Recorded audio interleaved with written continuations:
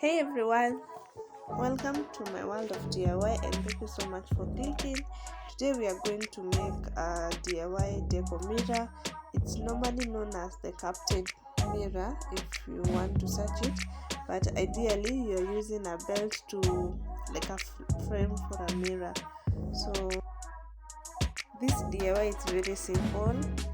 You can decide to use another type of glue if you don't have the hot glue gun, but for me that is what is available, so that's what I'm going to use.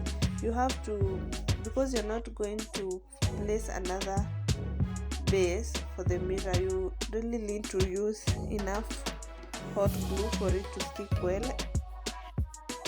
You can also watch my other mirror deco idea.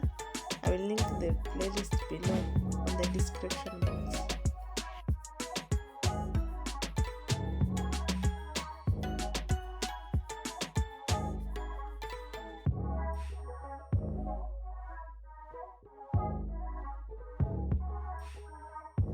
It's very simple. The deco, it's very simple. You just glue it around slowly by slowly, and at least you do a clean job.